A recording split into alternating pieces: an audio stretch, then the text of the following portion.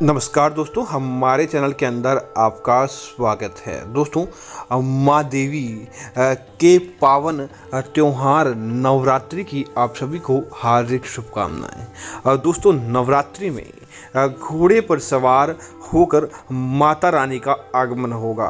और दोस्तों, इस बार की बात करें तो हिंदी वर्ष का प्रथम नवरात्र, जिसे वास्तविक नवरात्र या चैत्र नवरात्र कहते हैं, दोस्तों इसका शुभारंभ शनिवार से हो गया है। वैश्विक महामारी कोरोना काल के बीच 2 साल से दोस्तों अव्यवस्था बनी थी। नवरात्र में लोग न तो भक्त अपनी देवी के आराध्य मंदिरों में जा पाते थे और न ही उन्हें किसी प्रकार की शांति या चिंतन करने का वक्त मिलता था, क्योंकि न तो उन्हें किसी प्रकार की सामग्री मिल पाती थी और न ही उन्हें किसी प्रकार का काम होता था। तो दोस्तों, इस बार की नवरात्रि की तैयारी सारी बीमारी और सारे क्लेश को भुलाकर माता रानी का परम त्योहार मनाने की है। मंदिर जाकर आप पूजा पाठ आदि कर सकते हैं और साथ ही साथ आपके जीवन के अंदर अनेक प्रकार की खुशियां आप ला सकते हैं। दोस्तों, इस बार की नवरात्रि की बात करें तो इस बार की नवरात्रि के दोस्तों, अगर आप चाहते हैं माता रानी आपके जीवन के अंदर सुख समृद्धि लाए, आपके जीवन के अंदर ऐश्वर्य लाए, आपके जीवन के अंदर किसी प्रकार की बीमारी नहीं लाए, इस बार नवरात्रों में लोग अपनी आध्यात्मिकता, मानसिक शक्ति संचय करने के लिए अनेक प्रकार के व्रत, संयम, नियम, यज्ञ, भजन, पूजन, योग, साधना आदि करते हैं। कुछ साधक इन रात्रियों में पूरी रात पद्मासन या सिद्धासन में बैठकर आंतरिक त्राटक या बीज मंत्रों के जाप द्वारा विशेष सिद्धियां प्राप्त करते हैं। दोस्तों, आपको कुछ नहीं करना, बस मात्र एक छोटा सा उपाय है। नवरात्रि के दिन आपको बस मात्र कुत्ते को यह चीज़ खिला देनी है। नवरात्रि के 9 दिनों में किसी भी दिन आप स्वयं देखेंगे आपको कितना फ़ायदा प्राप्त होगा।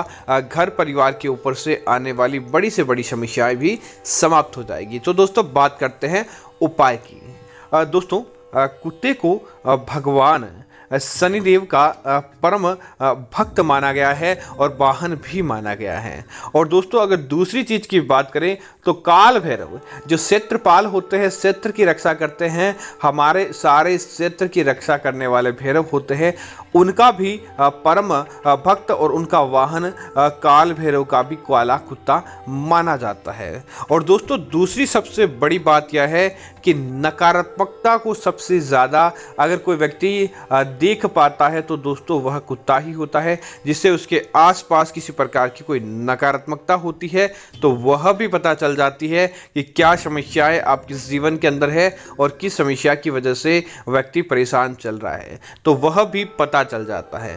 तो दोस्तों, आज हम आपको यही उपाय बताने वाले हैं। आप नवरात्रि के दिनों के दौरान क्या करें दोस्तों, सबसे पहले तो आप घर के अंदर जिस प्रकार रोटी बनाते हैं उसी प्रकार आप रोटी बनाएं, लेकिन नवरात्रि के दिनों के दौरान आपको 2 रोटियां अलग निकाल देनी चाहिए। दोस्तों, एक तो पहली रोटी जो आप बनाते हैं उस रोटी को आपको गाय की पहली रोटी आपको अलग निकाल देनी चाहिए। और दोस्तों, जो अंतिम रोटी रहती है वह कुत्ते के लिए आपको निकाल देनी चाहिए।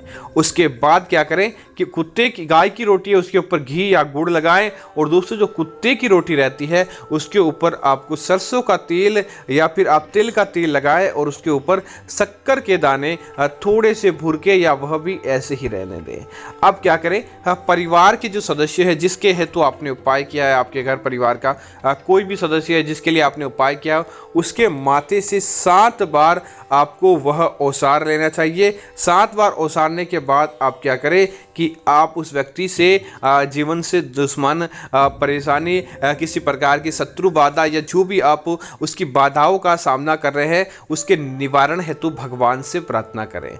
और प्रार्थना करने के बाद आप क्या करें, उस रोटी को आपको आपके आसपास कहीं भी कोई कुत्ता आता है तो उसे नवरात्रि को माँ दुर्गा को याद करने के बाद नवरात्रि के 9 दिनों के दौरान आप खिला दें। और पहली 2 रोटी आपने टाली है वह दोस्तों आपको गाय को खिलानी है। हाँ दोस्तों, आप देखेंगे बड़ी से बड़ी समस्याएं क्यों ना हो, किसी प्रकार का दुख दारुण्य क्यों ना हो, किसी प्रकार की कोई समस्याएं क्यों ना हो, तुरंत प्रभाव से टल जाती है।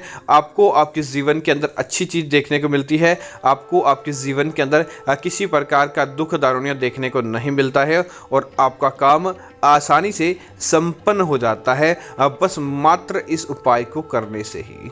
दोस्तों इतना प्राणदायक और इतना बलशाली यह उपाय है। दोस्तों दूसरी चीज़, अगर दोस्तों कई बार क्या होता है कि हमारा मन नहीं लगता, पति पत्नी के मध्य लड़ाई झगड़ा बहुत ज़्यादा बढ़ जाता है, परिवार के लोगों के मध्य शांति नहीं रहती, आप धन तो कमाते हैं लेकिन पारिवारिक सुख आपके पास नहीं है। आप चाहते हैं कि परिवार के लोगों के मध्य सामंजस्य बना रहे, किसी प्रकार की कोई एक दूसरे के मध्य गलतफहमी नहीं रहे और परिवार के सदस्य सब मेल जोल कर रहे।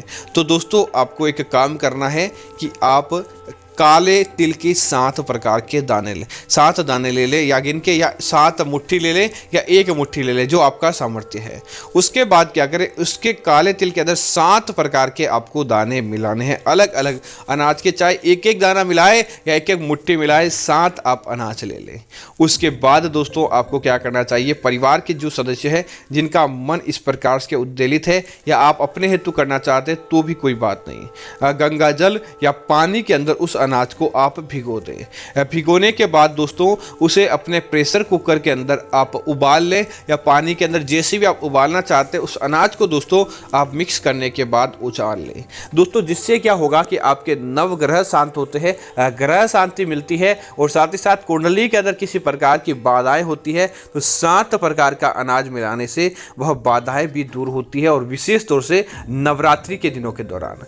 अब आपको क्या करना चाहिए कि उस अनाज के आपको बराबर 7 गोले बना लेने, चाहे छोटे बने या मोटे, लेकिन 7 आपको बोल की आकार के गोले बना लेने चाहिए। उसके बाद दोस्तों आप क्या करें, नवरात्रि के दिनों के दौरान माँ दुर्गा के आगे थाली में रखकर आपको वह गोले अनाज के जो आपने बनाए हैं वह माँ दुर्गा के आगे रखना चाहिए, और प्रत्येक गोले पर आपको एक गुलाब के पुष्प की पत्ती या फिर दोस्तों आपको एक कनेर के पुष्प की पत्ती या फिर किसी प्रकार का कोई हजारे का पुष्प है तो उसकी पूरा पुष्प नहीं, एक एक पत्ती आपको उसके ऊपर रखनी चाहिए।